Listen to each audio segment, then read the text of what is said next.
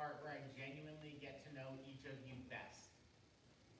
It is also the part that I think is the easiest to not necessarily mess up, but the easiest to err.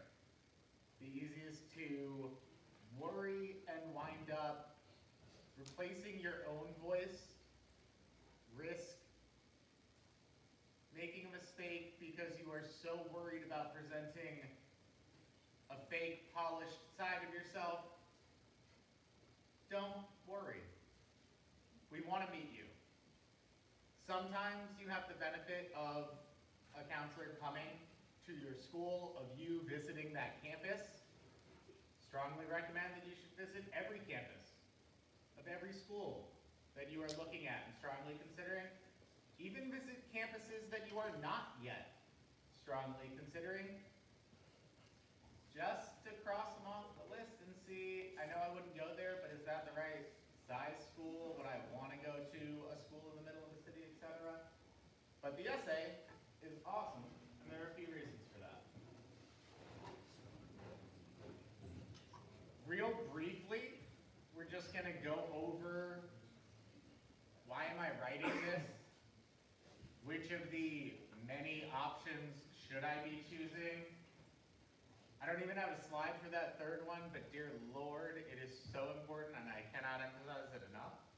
And then finally, just some very basic, don't fall into this. It's so easily avoidable. And yet, so many students do. The reason that you are writing this is because it is a chance for you to introduce yourself in a way that is authentic. It's real. Every Office of Admissions is going to get your transcript. They're going to see what you wrote down in the Common App. They're going to get your letters of recommendation. Those are all very formalized. Those are questions written by other people, and your ability to answer them is short. Oftentimes, it's going to be demographic information. It's going to be grades on a transcript. It's going to be what activities did you do, and you name them, or you give a sentence or two. The longest answers in any of the components in your application that I just named are going to be written by teachers, coaches, counselors, someone else. The only part in your entire application that is genuinely you, unique to you, makes you stand out as an individual, is the essay. And that's huge. If I were to, and this is something Merrimack does and something I specifically do, in the fall for admitted students, in the fall for even just interested students, I'll go sit in a coffee shop. And you guys can sign up for visits, where you can ask questions. If you signed up, every single one of you, if you signed up for a visit with me in the afternoon, and it was raining, and you walked down the street and you got splashed by a car, and then you came into the coffee shop and I say, oh my God, what happened to you? If you told me about your day, I went to school, after school, I was walking down to the coffee shop, I got splashed by a car, here I am now. The thing that happened, same thing. The way you tell it, different. Specific to each one of you. And it doesn't need to be a crazy unique scenario. Right? The one I gave is, we just met at a coffee shop and you walked down the street.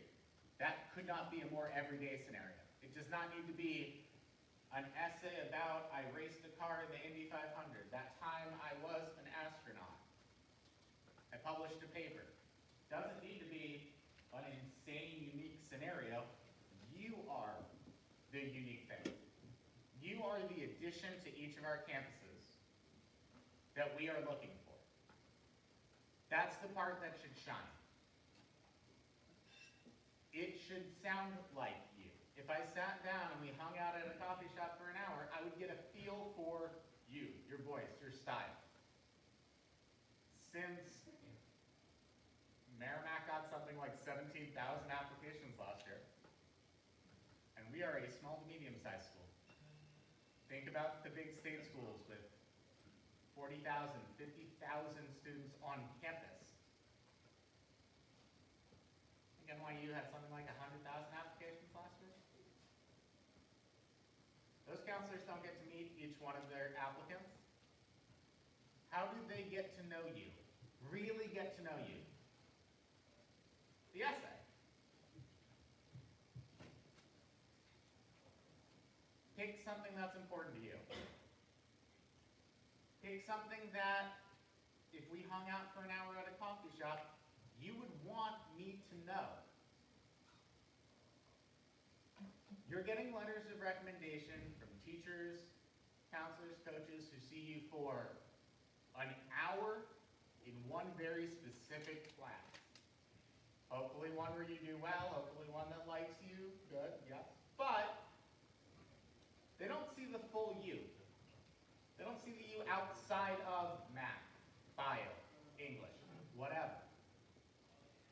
They only know you in a very, very specific little slice of your life. That's all I, as the counselor who reads their letter in your application, get to know of you. Oh, this kid is great in bio. Well, that makes sense. They're pre-med. This kid is great in calculus. That makes sense. They're engineering. I know they're a good student. I can see that in their transcript. I see that in their letter of rec. But who are they?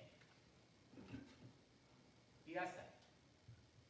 That's where you can tell me what matters to you. What addition are you going to be, not just in the classroom, but to the greater community on campus? And I cannot emphasize this enough, guys. You are high schoolers. You might be brilliant high schoolers. Still high schoolers.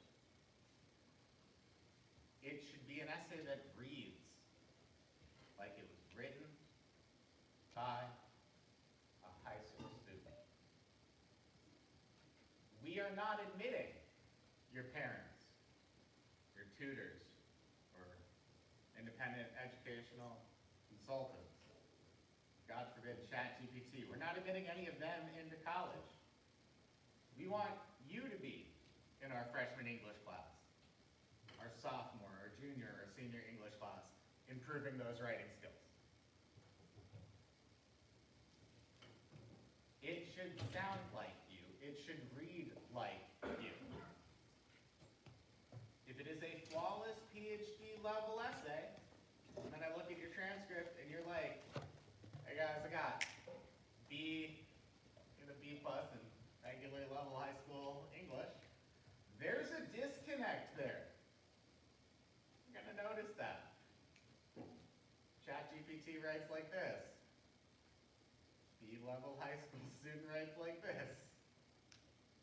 We read every part of your application, guys. We notice that.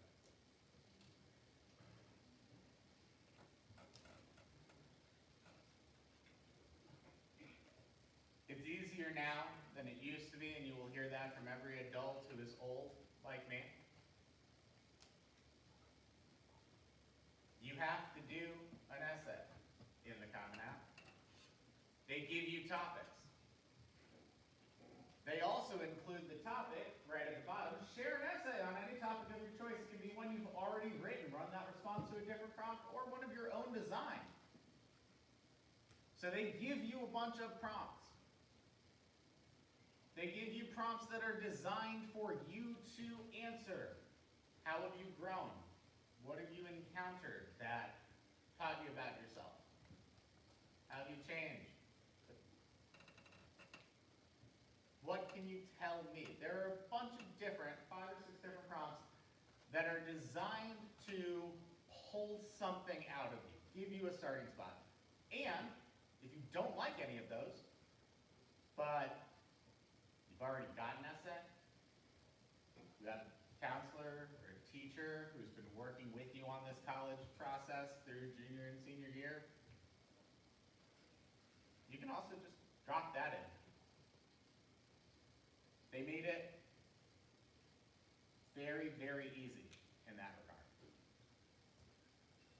As a former English teacher, please, I beg of you, the minimum threshold that you should all be meeting on this is, as a counselor, when I read this, I am not worried about you passing freshman level English. I hate to say it, that is not a threshold that everybody meets. Depending on the institution you're looking at, Merrimack accepts about 70% of our applicants. Nursing, it's closer to 60, 65%. I used to work at Binghamton University, the top public school in the state of New York. For New York students, it was extremely competitive. Like, some of the programs, less than 20% acceptance rate. There are schools like the Ivy League, Stanford, Duke, NYU, with like 2, 3, 5% acceptance rates. If you have a 3.5, you're not even applying to those schools. The only people applying to those schools, all of them have 4.0s. The only way that you are going to differentiate yourself from those other 100,000 applications, all of whom have perfect SAT, ACT, GPAs, is with an amazing personalized essay. Sometimes it can get down to those super granular little differences. The bare minimum is, when a college counselor reads this, he broke it up into paragraphs, guys. One fat block of text isn't going to do it. And you would be, you guys might not be shocked and appalled. I still am every year, and I should be used to it. Shocked and appalled at how many essays we get that are just sort of just one chunk of text.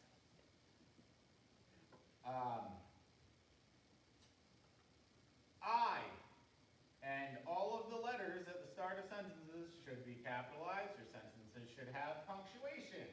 The basic things that you would get marked off points in a high school essay, proofread those. Do it.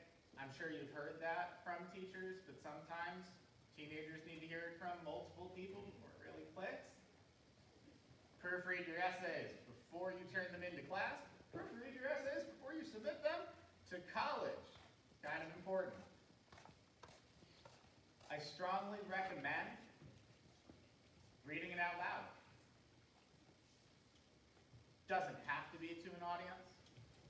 Could be. I'm a former English teacher. Look at me. I've got 2 cats. This surprises nobody. I read a lot of my stuff to my cats before I practice all of my lesson plans. Doesn't need to be a human. When you read your written stuff out loud, you will say what you intended. Your eyes will read what you actually wrote down. And if there's any little hiccup, if there's any hitch, you might notice it's because you intended a comma or a period and you actually typed the other thing. It's a good way to notice that kind of thing. But proofread. Format. The basic things that are going to tell an admissions counselor, not a kid I need to worry about sending to whatever school you're applying to, our freshman English writing class. They're going to be fine. I'm not worried about that. That is the bare minimum. And it is not a level all applicants hit. Beyond that, be interesting, be unique, be you. But at the very least, be confident. These are important thresholds to be hitting. And you guys are juniors, which means you have time. there are multiple prompts. And the last one is, throw spaghetti at the wall, see what sticks. If you guys have multiple ideas, the cap is, I want to say 650 words. You can't accidentally commit yourself to writing too much. 650 words is not very much, guys. Do a couple drafts. Spit out an idea, spit out another idea, spit out a third idea, and run through them. Keep them rough. Don't commit hours and hours and hours and hours into making it perfect. But if I kind of want to write on a club that interests me, I kind of want to write on why my name is Corin. That's bizarre and no one's ever heard of it. I kind of want to write on a club that interests me in high school. Get out 3 drafts, 3 ideas, read them to your pet dog, and see which one, as you're reading it out loud, feels the most like you. If you sat down with an admissions counselor and you had to have a conversation where you introduced yourself, which one felt the most natural? Which one felt like the you that you want to present? Nope. And then the do's and don'ts. I can't emphasize this enough, guys. All of us, every single school, every single counselor reads hundreds or thousands of applications every single year. This isn't to intimidate you, this is just to give you an idea of scale. It's the same reason why you can be the absolute best football player, basketball player, soccer player in your high school's history and not be a D1 athlete. It's because you might be the best one here, maybe even the best one in the state. There are 50 other states. And the best kid at each high school in each state is also trying to be a D1 athlete. If you write an essay about sports, one of the most common topics we get, I was in the championship game and then got injured. And it was really disappointing. But I worked hard. And it taught me resiliency and grit and determination and teamwork and communication, responsibility. And we came back next year. And then I kicked that ball, I scored that goal, I blocked the point, whatever it is, and we won. That might be a super important moment to you, crystallizing for your identity, a point of your character that you want to communicate if we sat down for an hour in a coffee shop. We get so many of those essays. You will need to be the best written essay that I read in order to stick, or it will be lost in the noise. I'm not saying it'll be bad. You will almost certainly meet that threshold of, I'm not worried about you going into my freshman English class. But to be memorable, it's got to be a heck of an essay, guys, because we get so many of those. Similarly, I was sick in the hospital my freshman year. My mom had cancer. My sister had an undiagnosed thing. My little brother has autism, whatever it is, and that sparked my interest in nursing, my desire to be pre-med, whatever it is. We get a lot of those too. Again, might very well be the reason that you are who you are. The fact that you had lymphoma at 9, spent 4 years in and out of the hospital getting surgeries. Maybe you had undiagnosed ADD until your mid-30s, and now you have an alarm to take Adderall at 10:30. Who knows? But if you write better be memorable, very least be competent, but it had better be memorable or you risk getting just one of many. If I were to take a pie chart of all the essays that admission counselors read, 40% of them could very well be a sports essay. Someone in my family, myself included, was sick and that's why I'm interested in medicine essay. Or, I'm not sure when this happened, but man is it tough on me when I get to the office at 8 in the morning on a Monday and the first application I pick up. At some point, the industry decided that the best advice to give is trauma dumping. If you, the high school applicant, write about the worst thing that's ever happened to you, the saddest, most depressing thing, you just get that on the paper, colleges will let you in. How could they not? One, not true. Sometimes sad things just happen. They happen to a lot of people. Again, scale. Two, I still have to go on with the rest of my day. It sucks. I now have to live with the knowledge of you were 4 and watched your dad run over your dog in the driveway. Like, whatever terrible thing happened, you have therapy. I have the rest of my day. Doesn't get you into college just because it was sad. But there are essays you can write that tell me a lot about you, that are unique to you. Really, really good essay topics. Stronger topics. Identity. There have been a huge trend recently in, my name is Corin. Raise your hand if you've met another person named Corin. That's what I can't tell if you're... It's from a C.S. Lewis book. It's like the 5th book in the Chronicles of Narnia. If you have a name that's interesting, that comes from somewhere else. I've read a lot of essays about names that are hard to pronounce. So when I was in kindergarten, 1st grade, 2nd grade, I went by a shorter name because it made it easier for my classmates. And the first time my parents heard me refer to that, they got upset.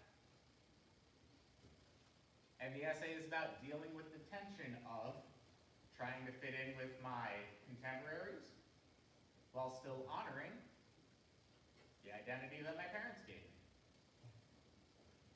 Same with hair. Same with religion. Same with being an immigrant or a first-gen student and bringing food to a school. Everyone around me has sandwiches. I have insert food that looks different, smells different, requires different utensils. When you are in a new school, elementary school, middle school, and you're trying to fit in, how do you navigate that? Makes for a really interesting essay. A lot of students, grandparents speak one language, parents moved here, want their kids to grow up as American, so they only speak English in the household. You guys grow up speaking English as a first language. There's a disconnect where you have less communication with your grandparents because they only speak whatever their language is. I've had essays about students who wish that they spoke or are learning whatever that cultural language is or want to study abroad somewhere. You might list an activity that you love. Oh, I do community service. I sing in my church choir. I fence. I do horseback riding. Whatever it is, I go-kart. And that sparked my love of mechanical engineering, and that's why I'm an engineering major. I went to a museum and I saw a painting front of it for half an hour, feeling things. I don't even know how to explain it. It doesn't matter what the topic is. The way that you tell it is going to be different than the way that the person next to you tells that exact same topic. I just want to hear you. Doesn't matter what the topic is, it just needs to be important to you. Because that's how the enthusiasm, the style, the voice comes out. I've had creative writing students, theater majors, who have written it as a letter to themselves, their past self or their future self, or have written their entire essay as Act 1 was elementary and middle school, Act 2 was high school, and they're standing behind the curtain that's about to rise, and college is Act 3. I had a comp sci student who wrote if-else statements to get her to college.